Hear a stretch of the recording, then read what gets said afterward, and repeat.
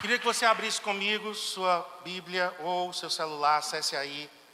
Primeira carta de Paulo a Timóteo, capítulo 3. Então, 1 Timóteo, capítulo 3, verso 15. Para que se eu tardar, fique ciente de como se deve proceder na casa de Deus, que é a igreja do Deus vivo, coluna e baluarte da verdade. Então eu quero hoje começar essa pregação, essa série de mensagens, e eu hoje vou falar sobre a igreja como casa. A segunda palavra dessa série, eu vou falar da igreja como coluna. E na terceira mensagem dessa série, eu vou falar da igreja como baluarte da verdade. Então hoje eu quero me dedicar a esse tema, a igreja como casa. A palavra casa aqui significa lar. Vocês sabem que existe uma diferença entre casa e lar, né? A casa seria mais a construção física, o lar seria quem mora dentro de uma casa, a família que está dentro de uma casa. Queria que você pensasse comigo, a diferença entre uma casa, um lar, uma casa não, um lar. A diferença entre um lar e um hotel. Pensa comigo agora, aí você coloca os neurônios aí para funcionar, né? Não seja como aquela loira, né? Que estava em casa tentando montar um quebra-cabeça e ligou para o marido: amor, né? Mozão, eu não estou conseguindo montar, não estou conseguindo, né? As peças estão todas embaralhadas.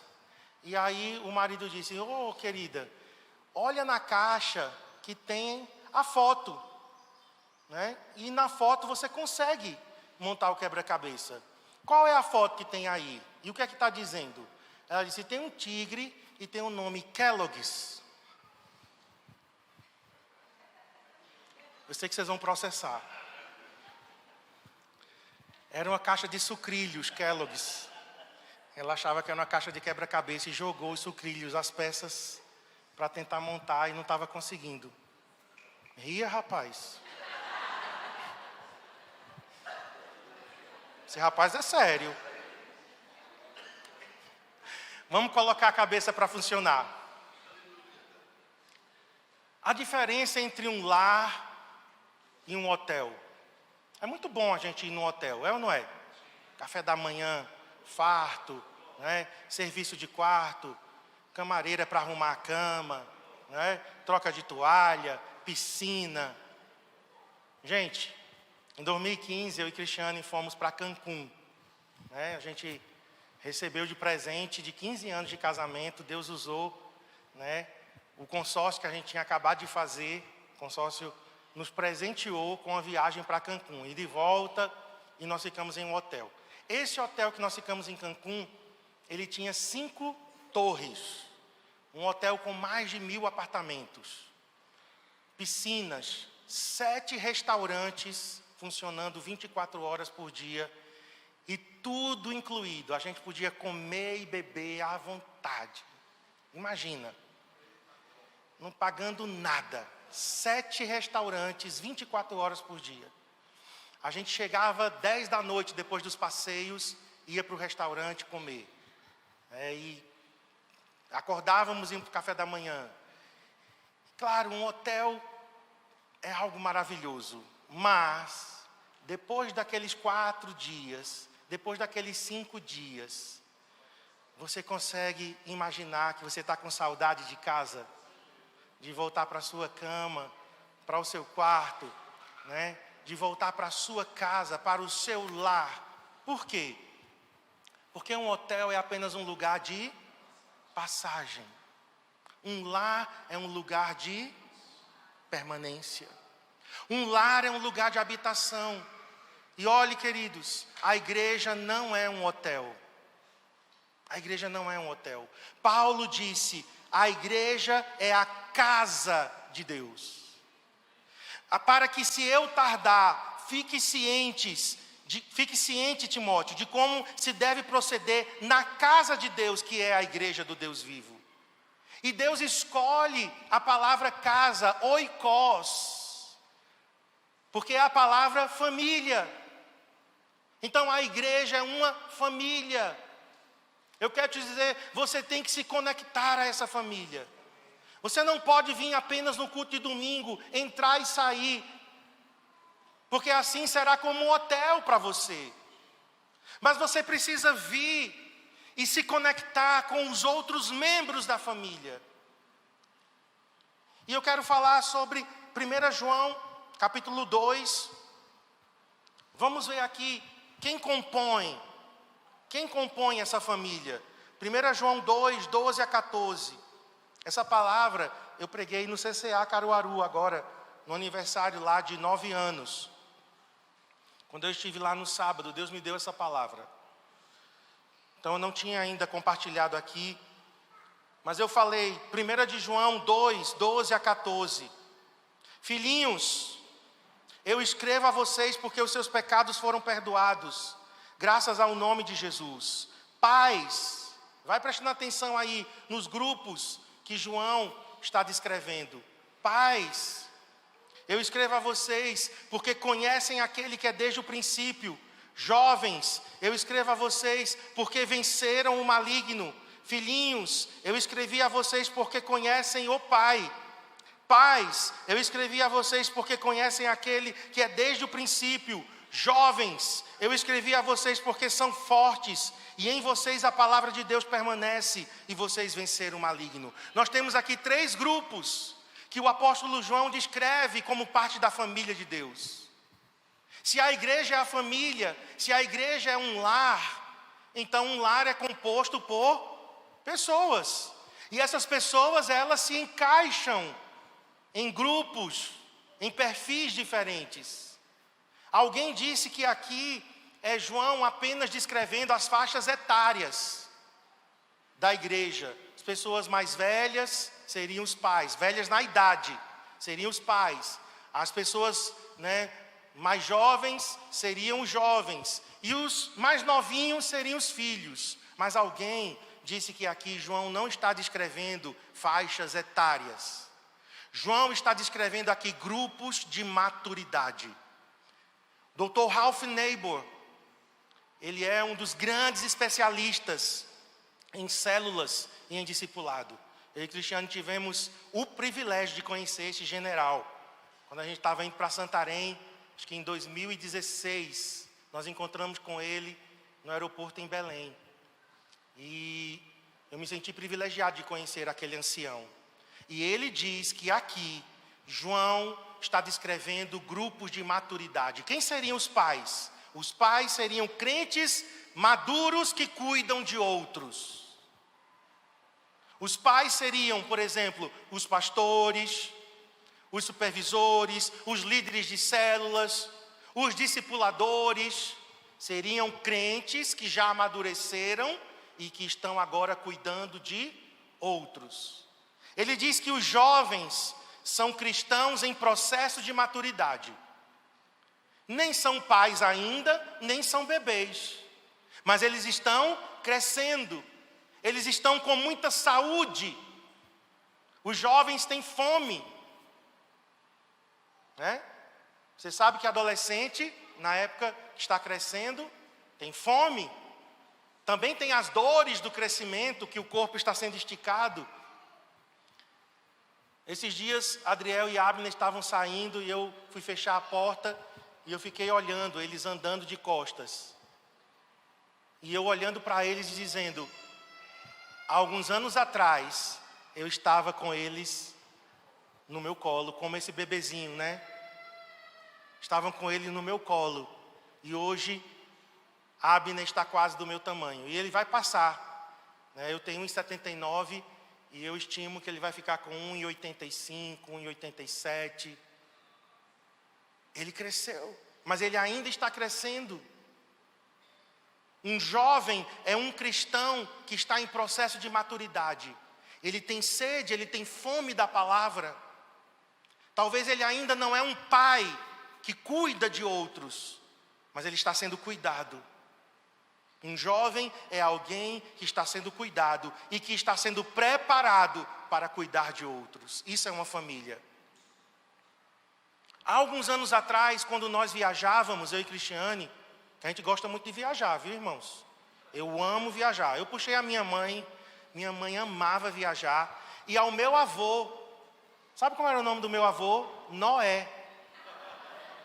Ele só não tinha uma arca. Mas ele era caixeiro viajante. A gente não sabe mais o que é isso, né? Mas antigamente, os vendedores andavam com uma mala, viajando. Era o nome caixeiro viajante, era meu avô. Ele se estabeleceu em Garanhuns. Então eu amo viajar. Só que antigamente, quando a gente ia viajar, o que é que a gente fazia? Vamos trazer alguém para cuidar de Adriel e de Abner. Eles não podem ficar sozinhos. Então a gente viajava, mas deixava alguém, cuidando de todos os detalhes, tinha que estar com eles o tempo todo. Só que o tempo passou, eles cresceram. Hoje a gente pede para alguém ficar com eles, mais por companhia, né? Mas se Adriel, por exemplo, estiver, a gente viaja e deixa ele cuidando do irmão mais novo. Às vezes não cuida muito bem não, mas a gente ensina, né? A gente ensina. Então hoje a gente fica muito mais tranquilo do que antigamente. Antigamente a gente poderia até cancelar uma viagem, por quê? Porque a gente não ia deixar duas crianças sozinhas. Mas hoje, Adriel, o irmão mais velho, ele ainda não é pai. Ele vai ser pai daqui a alguns anos, quando ele casar. Mas hoje, ele cuida do irmão. Ele exerce, a gente coloca sempre essa responsabilidade com ele, Seja exemplo para o seu irmão, ensine seu irmão, vigie seu irmão. Não esconda não, viu? Que às vezes tem um pacto entre os irmãos, para ficar escondendo as coisas dos pais. Você vai nos dizer tudo, viu, Adriel? Como diz meu discípulo Josemilton, você não vai acoitar nada, Você vai nos dizer tudo. Então aqui nós temos os jovens. São cristãos em processo de maturidade que estão sendo preparados para cuidar de outros. São pessoas que estão sendo cuidadas, mas que já podem começar a cuidar de outros. E temos os filhinhos. Na verdade, João usa duas palavras, filhos e filhinhos, certo? E a palavra filhinhos, teknon, é bebê. É como esses dois bebês que a gente apresentou aqui. São fofinhos, Quando eu peguei o Ravi, a vontade que dava era de amassar. Tão fofinho, bochechudo, Eu acho que os bebês ficam olhando para os adultos assim, e digam, o que é que eles estão fazendo comigo, O bebê é um novo convertido. A gente considera novo convertido alguém até uns 6 meses. 6 meses, ainda a gente considera um novo convertido.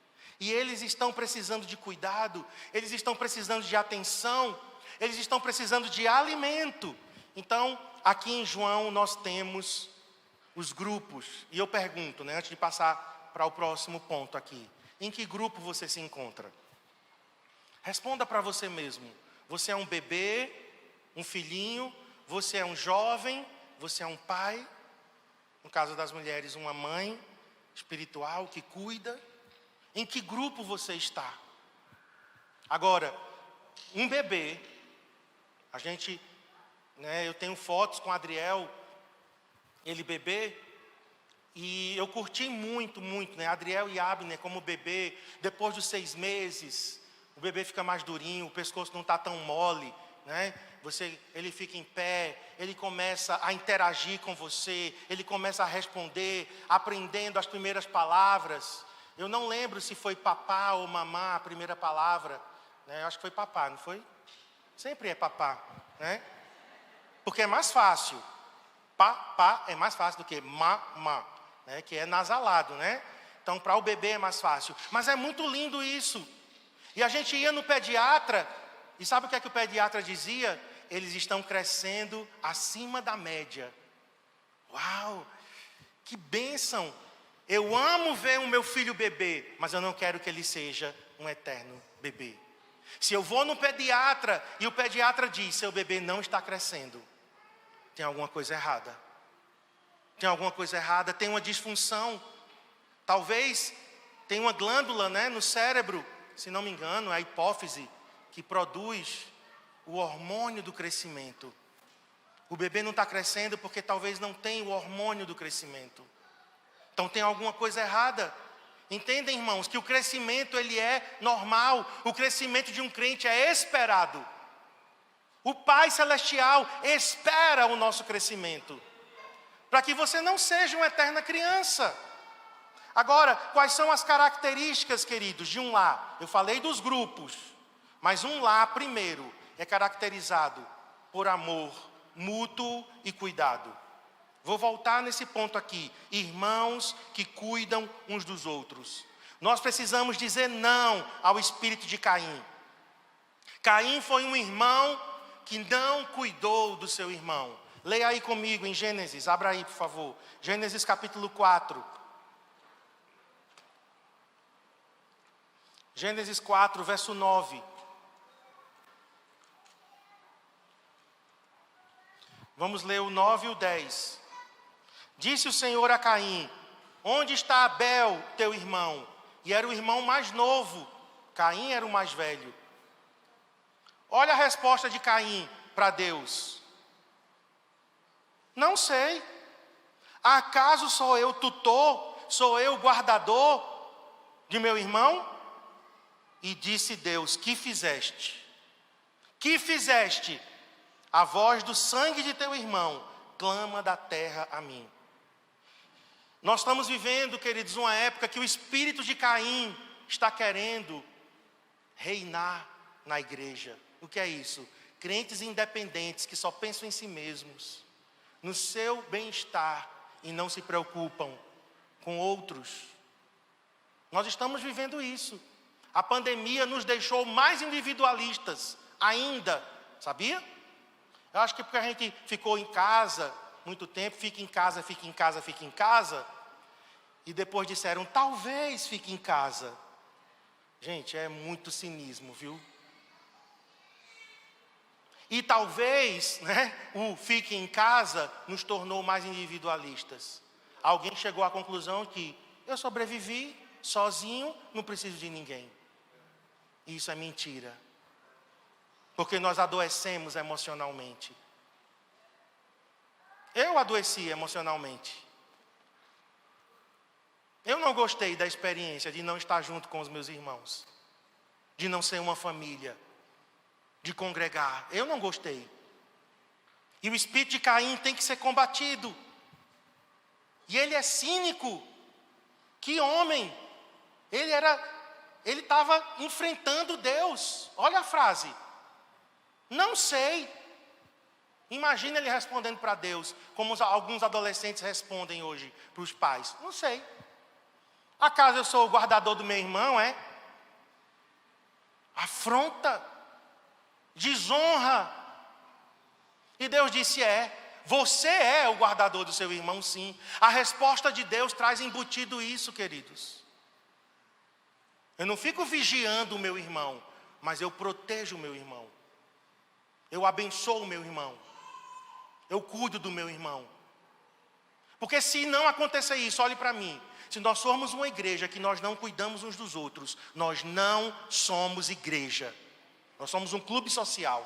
Somente. Nós não somos igreja. Paulo disse, a igreja é a casa de Deus. A igreja é a família de Deus.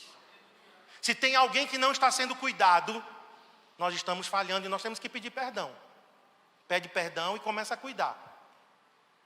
Às vezes a gente não cuida porque a gente não sabe. E por que a gente não sabe? Porque não nos disseram.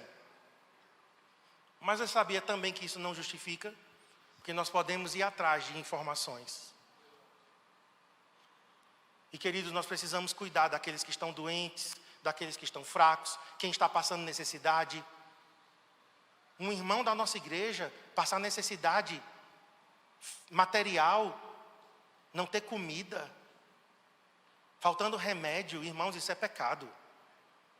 Se isso acontece, nós estamos pecando diante de Deus. Nós somos chamados para cuidar uns dos outros. Então uma família é caracterizada por amor e cuidado. Em segundo lugar, uma família é caracterizada por serviço. Pessoas conscientes do seu trabalho. Nós estamos criando esses dois rapazes diferentes de como eu fui criado. Já Cristiane não, Cristiane teve uma boa criação nesse sentido. Ela e as irmãs dela foram criadas pela mãe nos serviços, cada uma fazendo a sua parte. Louça suja, não podia dormir de um dia para outro na pia. Eu fui criado diferente, eu fui criado com tudo na mão. Eu nem um prato da mesa tirava. Eu fui mimado, irmãos. Eu sofri o pão que Jesus amassou. Foi que o diabo não. Não foi o diabo que amassou o pão, não. Foi Jesus que amassou e disse: você vai mudar, meu querido. Você vai ser transformado. Quando eu fui para a Bolívia, quando eu fui para Brasília, vocês não imaginam o que eu sofri. Por quê?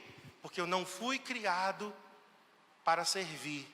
Eu fui criado para ser servido. Mas nós estamos fazendo diferente com eles. Eles arrumam o quarto, às vezes não tão bem, mas arrumam. Faz comida, lava louça, guarda louça. O outro reclama bastante. Mas a gente não está nem, né? Estamos nem aí. Agora não, agora ele já está amadurecendo mais, ele já está agora, né, bem consciente, já vai lá para a pia, lava. Vamos arrumar a casa. Por quê? Porque ninguém mora em uma casa, ninguém faz parte de uma família onde não se colabora, onde não se contribui, onde eu não contribuo alegremente, voluntariamente, onde eu não participo. Então eu estou criando um filho mimado, vai sofrer muito e vai fazer outro sofrer, porque quando casar, eu digo que algumas pessoas, elas tinham que ser ricas e muito ricas para poder casar, para ter um monte de gente assim, pago para fazer as coisas. Mas a realidade não é essa. A realidade é que quando a gente casa, por exemplo, eu e Cristiano, quando a gente casou, Cristiano lavava roupa, eu espremia, eu estendia. Um ano depois, foi quando a gente veio ter a primeira máquina de lavar. Nós ficamos tão besta, que a gente botou a máquina para funcionar e ficamos sentados no chão, olhando ela girando. Era uma enxuta. Ela ficou e a gente lá. Ai, meu Deus, estamos libertos da roupa. Mas serviço faz parte de uma família. Deixa eu te dizer, você não foi chamado para ser apenas um consumidor, um espectador. Que bom que você está aqui nesse domingo. Bem-vindo, bem-vinda. Mas eu também te chamo para servir. Nós temos muitas áreas nessa igreja que você pode servir e contribuir. Você pode servir no Ministério Atmosfera, que inclusive estamos precisando de mais voluntários. Uma vez por mês, você ficar ali, dando as boas-vindas, sorrindo, abençoando pessoas. Como é bom ser recebido, bem recebido. Você pode servir no nosso ministério com crianças.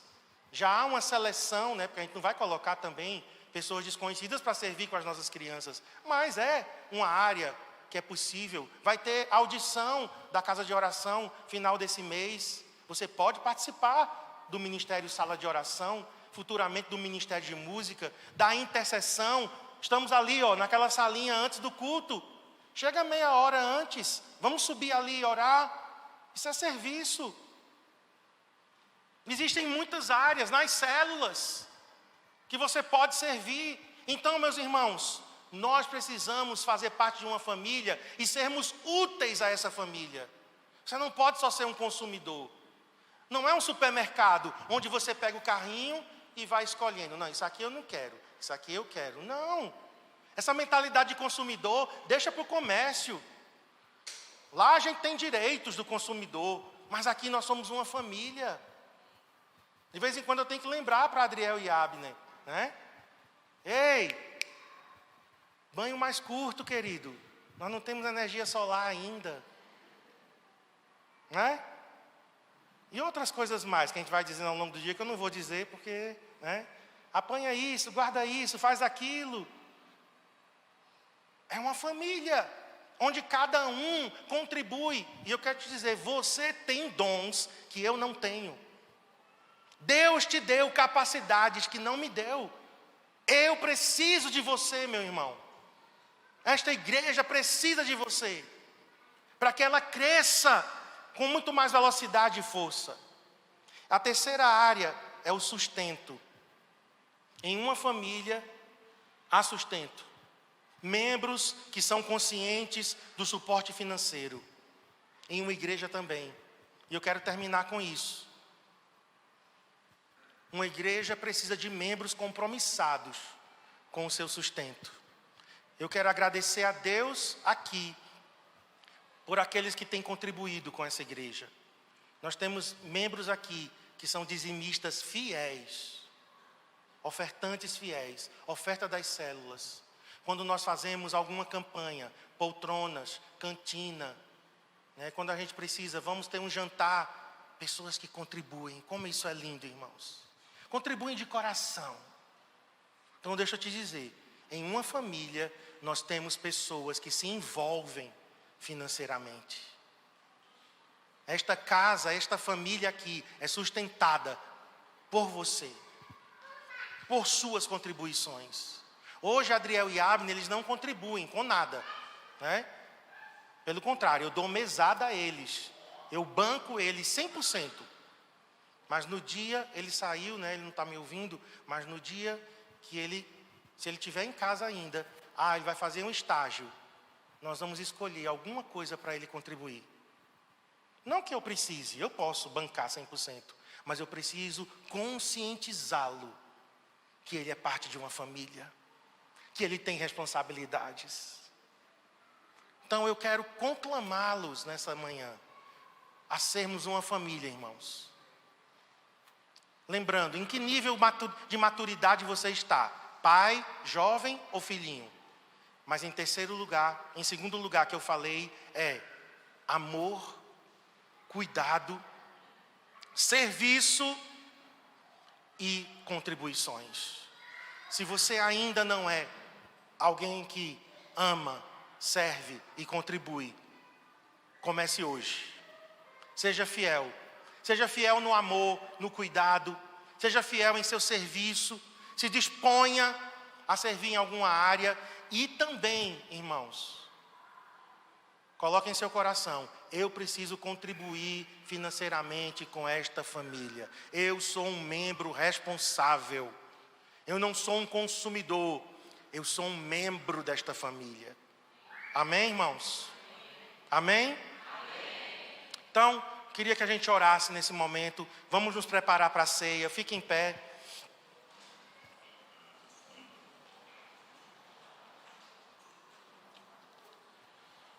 Eu quero que a gente ore antes da ceia, mas os irmãos já podem se posicionar. O Cristiano já pode subir também. Primeiro eu quero orar por esses níveis de maturidade. Feche seus olhos. Em que nível você está? Você é um pai, uma mãe, alguém que cuida de outros? Você é alguém que está em processo de maturidade e você quer crescer para cuidar de outros? Você ainda é um novo convertido que precisa de cuidado, de atenção, de alimento? Senhor, nós oramos por esses níveis de maturidade. E nós queremos uma igreja que cresce em maturidade, Senhor. Eu sei que essa é a tua vontade, assim como nós, como pais terrenos, queremos que os nossos bebês cresçam, se tornem crianças, adolescentes, jovens, e depois eles casem, tenham seus filhos, constituam sua família. Eu sei que também o Senhor está esperando maturidade aqui, Senhor, em nosso meio. E eu oro por essas 3 fases.